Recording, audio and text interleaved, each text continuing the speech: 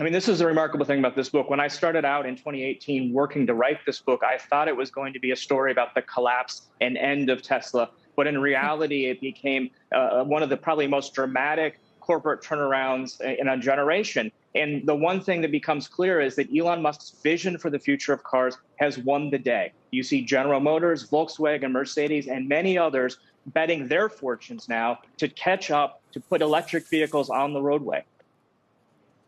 Tim, I wonder, when we think about Musk's legacy, even though he's got plenty of years left to work, if there are a generation of other CEOs who are now trained, I guess, or at least comfortable with making very grandiose projections about their businesses and whether or not they're going to run into trouble, or whether Musk was just a singular talent in a singular industry at a singular time. Yeah, a lot of people always want to talk to me about why isn't Tesla Theranos? Why isn't this a fraud? And the key thing here is the Model 3. I have driven it. You can go buy it. It helped contribute to a record profit recently, more than $1 billion. The company is on the road to making more money. Now, has it had problems? Has it raised eyebrows? Is its methods questionable to some people? Without a doubt. But getting into the auto industry, when this company began in 2003, the idea of a startup changing the global automotive landscape was rather improbable, if far-fetched. And now, all of this time later, the company, the world's most valuable automaker, is kind of setting the road for the future.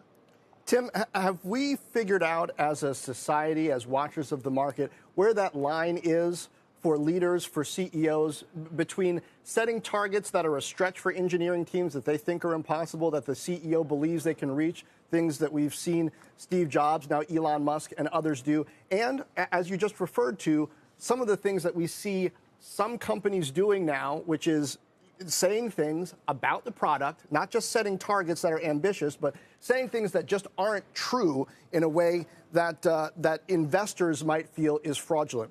Have we found that line? Yeah. Well, it's clearly a challenge, and also a ongoing drama throughout the kind of the history of Tesla that really, in a lot of ways, changed the culture in 2016. Readers will see that up until that point, a lot of Elon's stretch goals were in some ways inspiring to people. They didn't know if they could do it, but they were going to try, and they were surprised if they could. But in 2016, Musk starts to talk about things that people inside the company don't think can actually occur.